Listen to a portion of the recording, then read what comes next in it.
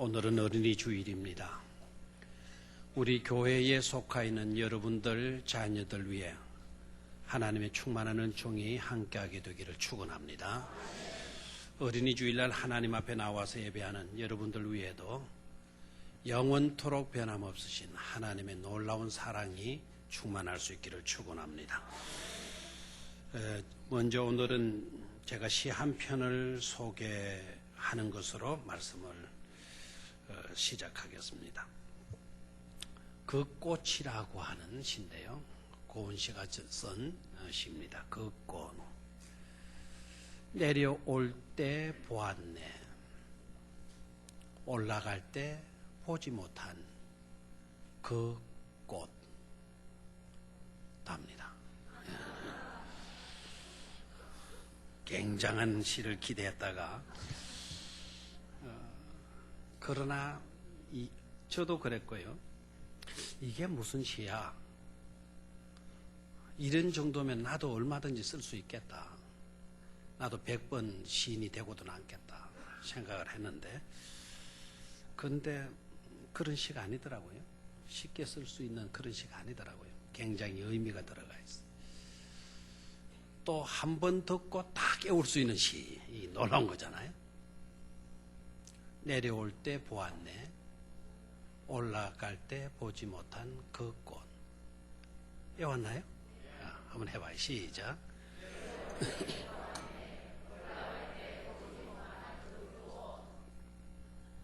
근데 이럴 줄 알았다니까요. 우리 교회 성도님들은 다 천재 아닙니까? 한 번 듣고 시를 다 이렇게 암송하시다니요. 내용이 뭐죠? 올라갈 때 보지 못한 그 꽃을 내려올 때 보았다라는 거예요. 올라갈 때는 안 보였는데 내려올 때는 그 꽃을 보았다라는 거예요. 그 꽃이 없어서 못 본 것이 아니다라는 거죠. 원래부터 거기에 그 꽃이 있었는데 올라갈 때는 안 보이더니 내려올 때 보이더라. 올라갈 때는 산 정상에만 목표를 두고 성공에만 집착을 하고 잘 산다라는 게 어떤 것인지도 모르고 무조건 돈 많이 벌고 무조건 부자 되면 잘 사는 것인 줄 생각을 하고 돈 버는 것에 집착한 나머지 자나깨나 돈 벌려고 하든 빠둥빠둥 하든 그와 같은 삶을 살 때에는 안 보이더라는 거예요. 그 모든 것을 내려놓고 내려오게 될 때 그 꽃이 보이더라는 거예요. 내려올 때 보았네. 올라갈 때 보지 못한 그 꽃. 평범할 때 우리가 보지 못하고 어떤 것이 집착하게 될 때 보지 못하던 것이 역경에 놓이게 되거나 어려움에 놓이게 되거나 어떤 쓰디쓴 실패를 우리가 경험하게 될 때는 그 꽃을 보게 되더라는 거예요.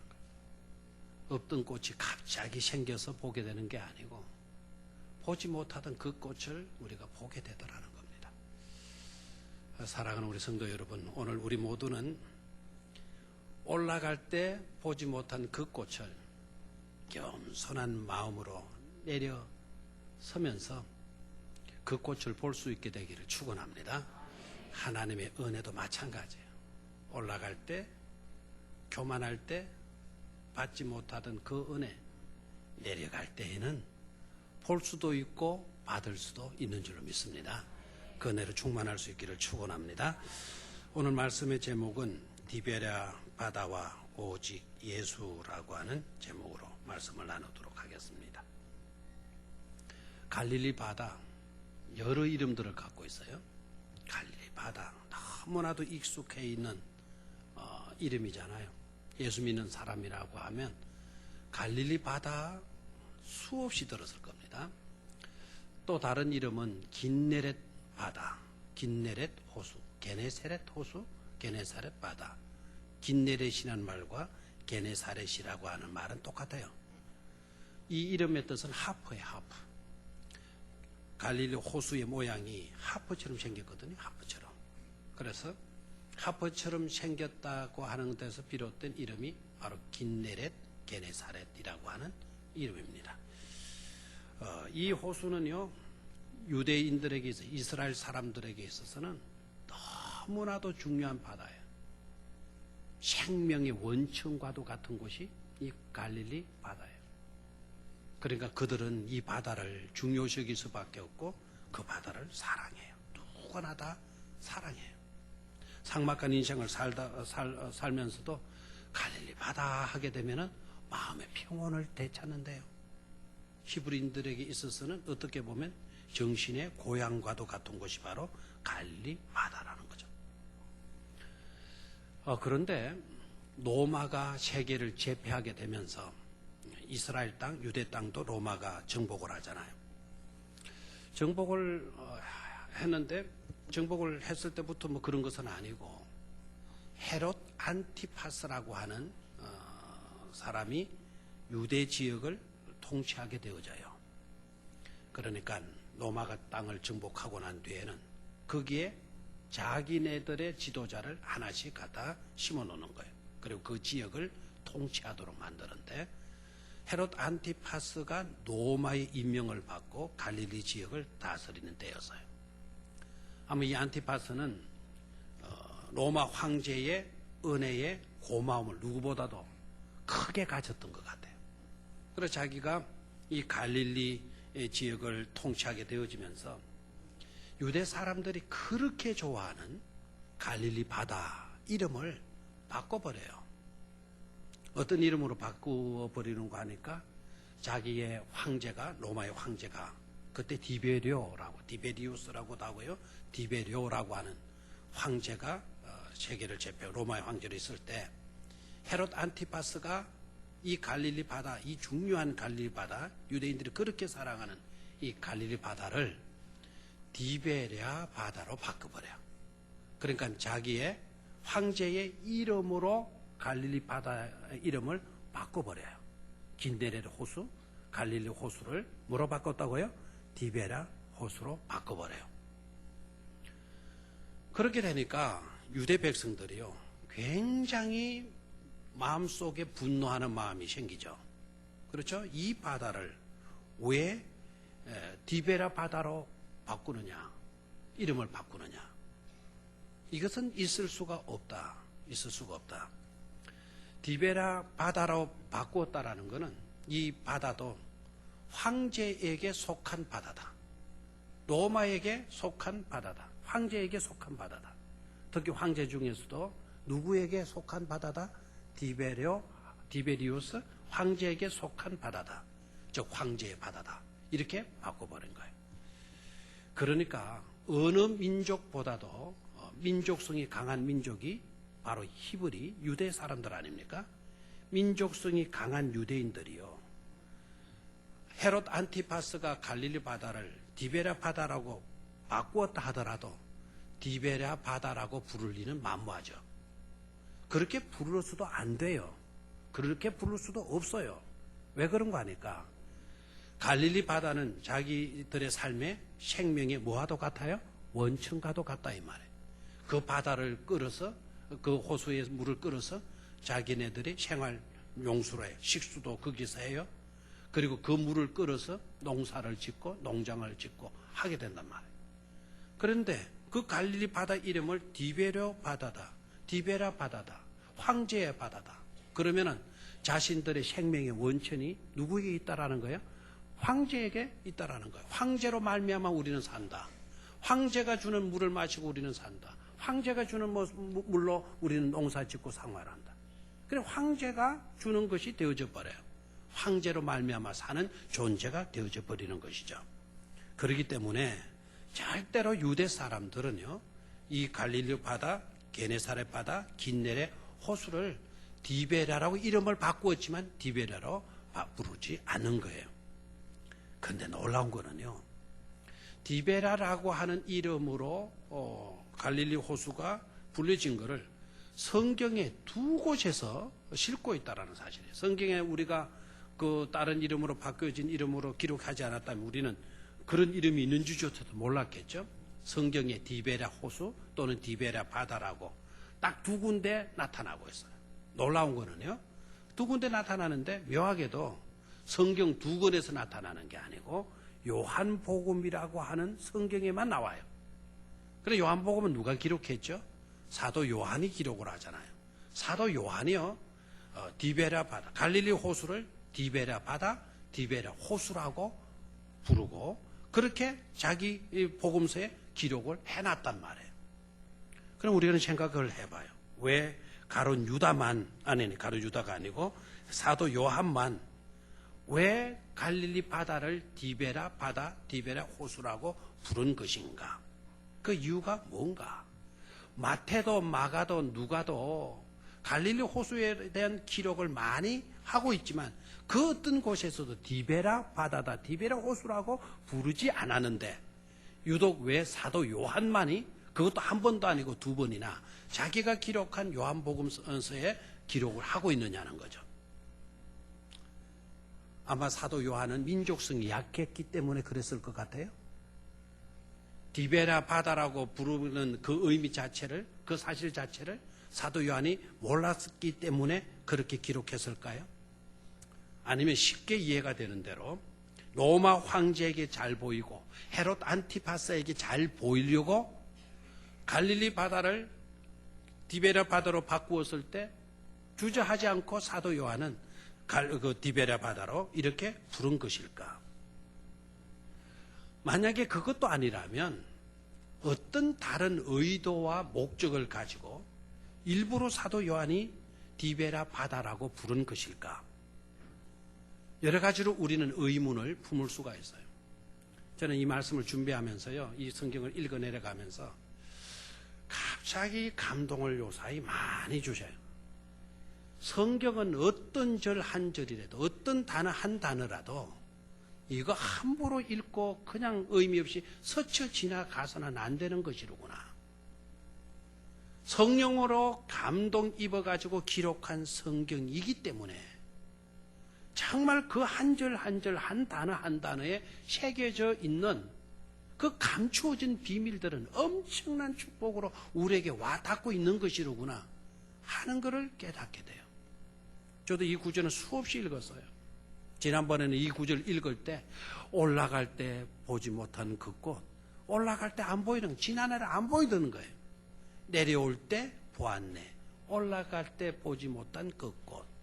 이제 와서 보니까 이 구절들 하나하나가 중요한 의미를 갖고 있더라는 거예요. 오늘 이 말씀을 나누는 가운데 우리 모두가 은혜 충만히 받고 돌아갈 수 있게 되기를 축원합니다. 첫 번째로 디베랴냐 예수냐라는 거예요. 디베랴냐 예수냐. 디베랴가 누구라 그랬죠? 디베랴, 디베리오스, 디베려. 누구라 그랬습니까? 로마의 황제입니다. 로마의 황제냐 예수냐 하는 것입니다. 자, 요한복음 6장 1절을 다시 한번 소리내서 읽어보도록 하겠습니다. 시작. 그 후에 예수께서 디베랴의 갈릴리 바다 건너편으로 가시매. 자, 거기 어떻게 되어 있나요? 디베랴의 갈릴리 바다. 예전 같으면 이것이 그냥 지나쳐 버리죠. 이상하잖아요. 갈릴리 바다라고 하면 다 됐는데 갈릴리 바다를 모를 이스라엘 백성들이 누가 있겠어요? 그런데 앞에 갈릴리 바다라고 했으면 되는데 앞에 뭐라고 했나요? 디베랴의 갈릴리 바다, 황제의 갈릴리 바다, 이렇게 쓰고 있는 거예요. 황제의 갈릴리 바다. 아무래도 요한은 로마의 어떤 그 매력을 갖고 있었거나 로마 황제에게, 안티파스에게 잘 보이려고 하는 의도가 약간 있는 것처럼 보이잖아요. 그런데 그렇지 않다라는 걸 깨달아야 돼요. 디베랴의 갈릴리 바다 건너편으로 누가 가셨다고 되어져 있습니까? 예수께서 가셨다고 이렇게 되어져 있어요. 맞습니까? 그 후에 예수께서 디베랴 갈릴리 바다 건너편으로 뭐 했습니까? 가시매. 건너편으로 가신 것을 강조해. 디베랴 바다 건너편으로 예수님이 가셨다. 그럼 가셔서, 건너편에 가셔서 예수님이 뭐를 하셨나? 그 이하의 말씀을 읽어보면은 예수님께서 빈들 광야에서 오병이어 기적을 행하신 것을 기록하고 있어요. 그곳은, 그 건너편은 벳세다라고 하는 지역이죠. 그죠? 그 베세다 지역에서 예수님이 뭘 행하셔요? 오병이어의 기적을 행하신 것을 기록하고 있어요. 오병이어의 기적을 행하셨다. 갈릴리 바다 건너편으로 가셔서 오병이어의 기적을 행하셨다. 이러면 다 돼요. 다른 복음서 기자들도 그렇게 기록을 했어요. 그런데 요한은 그냥 갈릴리 바다 건너편으로 가신 것이 아니라 디베랴 갈릴리 바다 건너편으로 예수님께서 가셔서 오병이어의 기적을 행하셨다고 기록하고 있어요. 여기에 의도가 있는 거예요. 여기 중요한 의도가 있어요. 하나님께서 특별히 사도 요한에게 성령으로 충만케 해서 사도 요한으로 하여금 성령으로 감동시켜서 이 사실을 놓치지 않고 기록하신 것 같아요. 디베랴의 갈릴리 바다 건너편으로 예수님께서 가셔서 무슨 기적을 행하셨다? 오병이어 기적을 행하셨다라고요. 무엇을 의미하죠? 여러분이 오병이어의 기적은 오늘 저녁에 아동부 설교 예배 때 어린이 주일 설교도 오늘 저녁에 할 거예요. 오병이어의 기적은 여러분들이 너무나도 잘 알고 있는 기적 아닙니까? 오병이어의 기적, 굶주림의 문제, 배고픔의 문제, 가난의 문제, 우리들의 불행의 문제, 이 문제를 누가 해결해 주셨다는 거죠? 예수 그리스도가 해결해 주셨다라는 거예요. 인간의 궁극적인 문제의 해답은 그때 당시 통념적으로 그때 당시는 로마 황제에게 달려있다. 모든 길은 로마로 통한다. 그래서 로마에 의해서 세계는 뭐해진다? 평화로워진다. 라는 것으로 통하던 시대란 말이에요. 근데 요한은 그렇지 않다. 디베랴 바다 건너편으로 가신 예수님 때문에 우리의 가난의 문제가 해결될 수가 있고 우리의 궁핍의 문제가 해결되어질 수가 있고 우리의 양식의 문제뿐만 아니라 영의 문제까지 해결될 수 있다라는 것을 우리에게 나타내 보여주시는 거예요. 디베랴가 아니라는 거예요. 디베랴 바다 건너편으로 예수님께서 가셔서 굶주린 백성들의 배를 채워주시고 그리고 설교하시잖아요. 나는 생명의 떡이노라. 나는 생명의 생명수노라. 내 물을 마시는 자는 영원히 목마르지 않고 내가 주는 떡을 먹는 자들은 영원히 배고프지 아니하게 되어지리라. 영적인 생명의 양식까지 되어주시는 분은 바로 디베랴가 아니다. 바로 누구다? 예수 그리스도시라는 거예요. 그 예수님으로 인하여서 우리의 비극은 사라지게 되는 거예요. 우리의 불행은 제거될 수가 있는 거예요. 궁핍의 문제, 가난의 문제 얼마나 한스러운 일들입니까? 우리가 보릿고개 우리 조상들이 건너면서 얼마나 가슴 아파했고 배고파했고 얼마나 고생들 많이 하셨습니까? 그와 같은 모든 불행의 문제는 누가 제거해 주시는 것이다? 예수 그리스도가 제거해 주시는 것이다 이거예요. 로마로 모든 문제가 통하는 것이 아니라 디베랴가 모든 문제를 해결해 주는 것이 아니라 디베랴 바다 건너편으로 디베랴 갈릴리 호수 건너편으로 가신 예수가 바로 우리에게 유일한 해답이 되어진다라는 것을 나타내 보여주신 것입니다. 우리가 분명히 살아가면서 우리도 이와 같은 사실을 명확하게 하고 살아갈 수 있기를 축원합니다. 두 번째로 디베랴 바닷가에서의 베드로와 예수는 이라는 제목이에요. 한번 따라 하십시오. 디베랴 바닷가에서의 베드로와 예수는 자 21장 1절 두 곳에 딱 기록되어 있다 그랬죠. 디베랴라고 하는 이름으로 갈릴리 호수가 불려진 곳은 또 한 곳이 바로 21장 1절 오늘 본문으로 읽었던 구절입니다. 같이 읽습니다. 시작. 그 후에 예수께서 디베랴 호수에서 또 제자들에게 자기를 나타내셨으니 나타내신 일은 이러하니라. 아멘. 그 후에 예수께서 정말 재미나는 거는 아까 6장에서도 그 후에 딱 이렇게 나오더니 21장 1절에서도 그 후에 딱 이렇게 나오네요. 그리고 이어지는 말씀을 보면 예수님과 그다음 디베랴라고 하는 이름이 나오죠. 자, 아까 6장 1절에서는 디베랴의 갈릴리 바다 건너편으로. 자, 여기에서는 뭡니까? 디베랴 호수에서 또 제자들에게 주님이 자기를 나타내 주셨다라는 거예요. 저를 봐요. 여기에서도 여러분이 말씀을 듣지 않으면 그냥 스쳐 지나가 버리고 마는 것이죠. 아까는 디베랴의 갈릴리 바다 건너편으로. 이번에는요, 갈릴리라는 이름이 빠져버렸고, 뭐만 나왔나요? 디베랴 호수로 바로 나왔네요. 여기에도 여러분이 보이지 아니하는 놀라운 역사의 시간의 흐름을 볼 수 있어야 돼요. 베세다에서 예수님이 오병이어의 기적을 행하셨던 그때는 예수님의 사역의 초기입니다. 초기. 그런데 요한복음 21장에 나온 이 내용은 예수님께서 우리 인류를 위해서 십자가에 못 박혀 죽으시고요. 장사 지낸 바 되었다가 3일 만에 맞았어요. 부활하시고 난 뒤에 제자들에게 나타나신 거예요. 갈릴리 호수로 찾아가셔서 자기가 부활하신 모습을 보여주신 거예요. 그러니까 그 텀이 얼마 정도 되는 거 아니까 약 2년 6개월을 세월이 지난 거예요. 이때 세월이 너무 많이 바뀌었다라는 걸 여기에서 볼 수가 있어요. 초창기에는 갈릴리 바다 이러면은요, 디베라의 바다라고 이름 바꾼 것을 사람들이 잘 이해를 못하는 거예요. 그래서 디베라의 갈릴리 바다 이런 식으로 표현을 했어요. 2년 6개월이 지난 이때는 굳이 디베라 바다라고 갈릴리 바다라고 디베라라고 하는 설명을 붙이지 않아도 디베라 바다가 어디냐, 갈릴리 바다라고 설명할 필요도 없이 디베라 바다 그러면은 디베라 호수 그러면 사람들이 다 어떤 바다다? 갈릴리 호수라는 것을 다 알게 된 상태가 되었다 이 말이에요. 이해가 됩니까? 그러니까 이 단어 하나하나를 우리가 절대로 놓치지 말아요.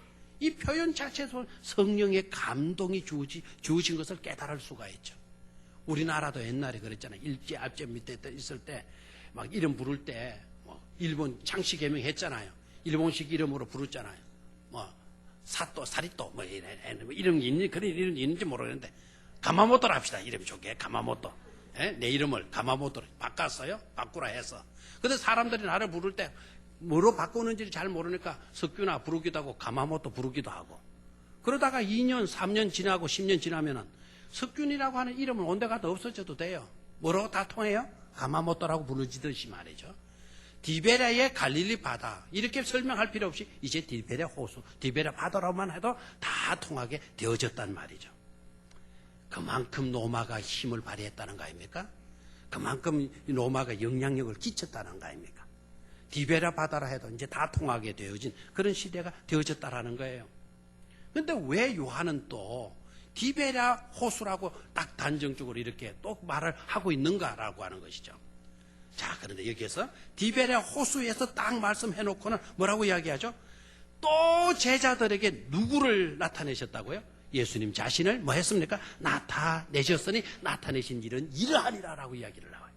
그리고 나타내신 그 뒤에 내용들을 보게 되면 누구에게 자신을 나타냈다 그러고 그 제자들이 뭘 하고 있었고 어떤 상태에 있었다라는 걸 설명하잖아요. 어떤 상태에 있었어요? 고기를 잡고 있어요. 고기를 잡고 있었는데 그 밤에 잡은 고기가 있었어요? 없었어요? 한 마리도 없는 거예요. 지금 어느 바다에서 고기를 잡고 있어요? 갈릴리 바다 하면 안 된다니까요. 요한의 의도를 알아야 돼요. 요한의 의도를. 어느 바다에서 고기를 잡고 있어요? 디베라 바다, 황제의 바다에서 지금 그물질을 하고 있는 거예요. 밤새도록 황제의 바다에서 고기를 잡은 거예요. 잡은 것이 있다 없다? 없다라는 거예요. 황제의 바다에서 수고한들, 애쓴들 소용없다 이거예요. 헛된 수고가 되고 만다라는 겁니다. 네? 너희들의 빈배를 누가 채워주느냐? 황제의 바다에서 황제가 너희들의 빈배를 채워줄 줄 아느냐? 그렇지 않다. 예수님께서 오셔서 너희들에게 고기가 있냐? 고기 좀 잡았냐? 아닙니다. 못 잡았습니다. 그러냐? 멀리 갈 것도 없다. 배 오른편에다가 뭐를 던져라? 그물을 던져라. 그러면 고기를 잡으리라. 그 말씀을 듣고 제자들이 오른쪽에 그물을 던졌더니 어떻게 됐습니까? 잡힌 고기가 너무 많아가지고 그물을 들어 올릴 수가 없게 되어졌다 그랬죠? 여러분 생각해봐요. 멀리 갈 필요도 없어요. 지난번 같으면 우리 예수님이 깊은 곳으로 가서 그물을 내리라고 이야기를 했어요. 지금 이 상태에서는 깊은 곳으로 갈 필요도 없다. 너네들이 지금 그물 던지고 있는 그 위치에서 왼편이 아니라 오른편에 던져라. 그러면 많은 고기를 잡을 것이다. 너무나 간단하게 해답을 주시는 거예요. 해답이 멀리 있는 것이 아니다라는 겁니다. 네 곁에 바로 해답이 있다. 네 곁에 지금 말씀하고 있는 바로 내가 해답이라고 하는 이것을 분명히 요한은 드러내주고 있는 것입니다. 여러분 사도 요한의 의도를 여러분 알 수 있겠습니까? 여러분 생각해봐요. 빈배를 누가 채워요? 황제의 바다에서 그물을 던지면 많은 풍성한 고기를 얻을 수 있다? 그렇지 않다라는 거예요. 풍요로운 세상에서 우리가 그물질하고 살아가게 되면 얼마든지 행복할 수 있다? 절대로 아니라는 거예요. 바로 우리의 빈배를, 빈 인생을 채워줄 수 있는 불은 바로 누구밖에 없어요? 예수 그리스도밖에 없다라는 거예요. 디베라의 바다, 디베라 호수에서 예수님이 제자들에게 자기를 나타내 주셨다라는 거예요. 주님이 나타내 주셨어요. 해답은 바로 주님 자신이라는 것을 우리에게 나타내 보여주셨다라는 거예요. 그리고 또 하나 이어서 나온 게 있어요. 베드로를 만나 주시는 거예요. 베드로와 맨투맨이에요. 1대1로 앉아서 인터뷰를 해요. 네가 나를 사랑하느냐? 베드로가 대답합니다. 대답할 용기가 없어요. 왜 그렇죠? 주님을 사랑하지 않아서가 아닙니다. 너무 사랑해요. 마음은 불이 타올라요. 그러나 자기 입술로 말할 수가 없어요. 왜? 그렇게 장담까지 해놓고도 주님을 부인했던 지난날의 상처 때문에. 여러분, 지난날의 상처가 있으면 오늘 여러분들이 마음은 그러하다 하더라도 제대로 여러분 부끄러워서 창피해서 체면 때문에 말하지 못하고 고백하지 못하는 경우가 얼마나 많이 있습니까? 베드로도 마찬가지. 그래서 애매한 대답을 해요. 주님, 당신이 아십니다. 당신이 아십니다. 내가 말할 수 있다고 잘 사랑합니다라고 하는 말할 수는 없지만 막 부끄러워서 창피로워서 감히 그런 고백은 할 수 없지만 그러나 주님은 내 마음은 당신을 사랑하고 있다라는 거. 당신은 알아주실 줄로 믿습니다. 그러잖아요. 3번 부인했던 베드로에게 3번 네가 나를 사랑하느냐 질문을 하시면서 반문하시면서 내 양을 먹이라, 내 양을 치라, 내 양을 먹이라고 분부해 주셔요. 여기에서도 놀라운 것이죠. 우리를 품어주시고 우리를 안아주시고 우리의 과거의 잘못을 묻지 아니하시고 오히려 사랑을 이야기하시면서 새로운 사명으로 회복시켜 주시는 분은 디베랴가 아니라 누구라는 거예요? 예수 그리스도시라는 거예요. 디베랴는 우리가 잘못하면 감옥에 넣어요. 디베랴는 우리가 부인하고 우리가 배척하면 우리를 죽여버리고 우리를 잘라버려요. 그러나 디베랴에 찾아오셔서 자신을 나타내 보여주신 예수님은 자르는 분, 내몰라라 하는 분이 아니고 책망하고 지적하고 비난하고 감옥석에 쳐넣고 죽여버리는 그런 주님이 아니라 품어주시고 안아주시고 만나주시고 그리고 이해해 주시면서 사도라고 하는 직분을 감당할 수 있도록 사명으로 살아갈 수 있도록 의미 있게 살아갈 수 있도록 회복시켜 주시는 주님이시라는 거예요. 디베랴는 우리를 고깃배로 고기잡이로 옛날 베드로로 돌려놓지만 디베랴의 자신을 나타내 주신 예수 그리스도는 고기 잡는 업으로 다시 베드로를 회복시켜 주시는 줄로 믿습니다. 왜 요한이 이것을 강조할까요? 왜 디베랴 호수에서 예수님이 제자들에게 자기를 나타내 주셨다라는 걸 강조할까요? 디베랴가 아니라는 거죠. 디베랴가 우리를 붙들어 주는 게 아니라는 겁니다. 디베랴가 우리를 용서해 주시는 게 아니라는 겁니다. 디베랴가 우리에게 행하는 것이 있다고 하다면 옛날 옛적에 예수님 믿지 아니하는 그 상태로 돌려보내서 죄 가운데 빠져서 패망하도록 만드는데 그건 디베랴가 하는 짓이고 예수 그리스도는 그렇지 않다라는 거예요. 이런 예수를 분명히 믿고 고백할 수 있는 우리 모두가 될 수 있기를 축원합니다. 우리의 삶에 있어서 가장 존귀한 분은 누구밖에 없다? 예수 그리스도밖에 없다라는 것을 요한은 디베랴와 대조시키면서 우리에게 말씀해 주고 있는 것이죠. 마지막으로 나의 믿음인가 하나님의 믿음인가 하는 거예요. 던져야 할 중요한 질문입니다. 여러분 자신에게 한번 물어보십시오. 하나님을 여러분 믿습니까? 예수 그리스도를 믿습니까? 여러분의 믿음은 어느 정도 됩니까? 하나님을 믿는 하나님에 대한 여러분들의 믿음이 더 귀하고 큽니까? 아니면 여러분에 대한 하나님의 믿음이 더 큽니까? 크고 있습니까? 어느 것이 더 크다고 생각되죠? 이제까지 우리는 내가 하나님을 믿습니다. 내가 예수 그리스도를 나의 구주로 믿습니다. 라는 것에만 집착을 했어요. 올라갈 때 보지 못한 그 꽃, 내려올 때 보았네. 그렇잖아요? 우리는 우리의 믿음을 강조해요. 하나님에 대한 우리의 믿음, 절대적인 가치를 거기에다 주어요. 그것이 필요 없다. 그것이 잘못됐다는 거 아니에요. 우리는 철저하게 하나님을 믿는 믿음 위에 서야 될 줄로 믿습니다. 그 믿음은 견고해야 돼요. 흔들리지 말아야 돼요. 심지가 곧은 그와 같은 믿음이 돼. 환경 따라서 달라지는 믿음 되면 안 돼. 그러나 그럼에도 불구하고요, 그것 가지고는 안 된다라는 거예요. 하나님에 대한 절대적인 믿음이 중요한 게 아니고 우리에 대한, 저와 여러분에 대한 하나님의 믿음이 더 크다는 사실, 이 사실을 절대로 우리는 놓치지 말아야 돼요. 다시 생각해 볼까요? 본문으로 들어가서 하나님에 대한, 예수님에 대한 베드로의 믿음이 컸습니까? 실패했고 부인해버렸고 부활의 주님을 만났는데도 불구하고 아직도 여전히 시리에 차서 디베랴 황제의 바다에 가서 거물질하고 있는 베드로의 믿음이 큰 것입니까? 누구의 믿음이 더 커요?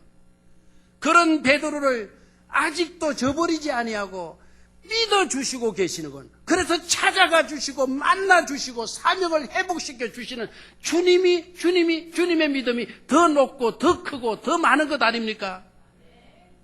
얼마나 가슴 뭉클한 이야기예요. 베드로의 믿음, 대단한 믿음이에요. 주는 그리스도시요 살아계신 하나님의 아들입니다. 고백했던 믿음이 바로 사도 베드로였어요. 그러나 그 믿음 대단했지만 위기 처하였을 때 부인했잖아요. 그런데 오늘 주님 봐요. 부인한 그 베드로를 아직도 믿어주시고 계시는 것 아닙니까? 찾아가 주셨다라는 것은 믿어주시고 계신다는 말씀 아닙니까? 벌주로 찾아가신 것도 아니고 책망하기 위해서, 비난하기 위해서, 따지기 위해서 찾아가신 것도 아니고, 가셔서 다른 거 묻지도 않고 사랑하느냐 질문하고, 감히 말할 수 없는 베드로의 입장을 고려해서 그럼에도 그것을, 그 마음을 읽으시고 내 양을 먹이라, 내 양을 치라, 내 양을 먹이라, 다시 사명 감당할 수 있도록 해주신 것은 여전히 우리 주님은 베드로에 대한 믿음을 잃지 않았기 때문인 줄로 믿습니다. 여러분 한번 따라하십시오. 네가 어떤 형편에 있든지, 네가 어떤 상태에 있다고 해도 나는 너를 믿는다. 나는 너를 믿는다. 나는 너를 믿는다. 누가 들려주시는 말씀이에요? 우리 주님이 우리에게 들려주시는 말씀이에요. 그 말씀을 들으면 우리는 행복할 수 있는 줄로 믿습니다. 여전히 나를 믿어주시고 계시는 것. 형편은 나인데도 불구하고, 3번씩이나 주님을 부인했는데도 불구하고, 부활의 주님을 만나고서도 동네방네 다니면서 예수님이 부활하셨다 이렇게 증거해도 부족할 터인데, 부활의 주님을 만나고 난 뒤에도 갈릴리 호수에 가서, 디베랴 호수에 가서 고기나 잡으려고 하는 베드로, 그 서글픈 베드로, 나 너한테 실망했다가 아니고 그래도 나는 너를 믿는다. 나는 너를 믿는다. 끝까지 믿어주심으로 사도 베드로도 십자가에 거꾸로 매달려 순교할 수 있는 영광을 허락하여 주신 줄로 믿습니다. 그 은혜로 살아갈 수 있는 축복된 병영교회 성도님들이 다 되시기를 주의 이름으로 축원합니다. 조금 이따 우리 헌금할 때 동영상 하나 보면서 헌금을 하도록 하겠습니다. 또 그 동영상 보는데 열중하다가 하나님께 또 드림의 행복, 드림의 기쁨이 얼마나 큰지 모르는데 드림을 소홀히 하지 않게 되기를 바랍니다. 저 동영상 볼 때는 미국의 럭비 경기했던 이야기예요. 옛날에 했던 이야기가 아니고 작년 연말과 올 초에, 올 2012년도 올 초에 있었던, 몇 달 전에 있었던 그런 경기니까요. 보시면서 그 젊은이가, 그 럭비 선수가 역전의 귀재라고 되어져 있는데, 역전의 기적을 안겨주는 젊은이가 됐는데요. 그 젊은이가 정말 믿음의 선교사님의 자녀로 태어나서 뭐를 삶의 목표로 삼았는가? 삶의 목표로 삼은 것이 어떤 것인가? 그리고 그런 삶의 목표를 두고 산 그 젊은이에게 하나님 어떻게 섭리하시고 역사하셨는가? 그러면 하나님이 살아계신다라는 것을 우리가 한번 동영상을 통해서 다시 한번 체험할 보는 그런 시간이 되기를 바랍니다. 하나님 고맙습니다. 디베랴 바다와 오지기에서, 디베랴 바다, 요한이 일부러 이 이름을 거론하면서 디베라가 우리의 행복을 주는 것이 아니고 우리의 불행을 제거해 주는 것이 아니고 우리의 해답이 되는 것이 아니라 오직 예수 그리스도만이 우리의 불행을 제거해 주시고 우리의 구주가 되시고 우리의 행복을 보장해 주시고 우리를 회복시켜 주시는 분이심을 말씀해 주셨습니다. 이 믿음, 이 고백 분명히 하고 살아갈 수 있는 우리 백륜교회 축복된 성도님들이 다 되게 하여 주시옵소서. 주 예수 그리스도의 이름으로 기도드리옵나이다. 아멘.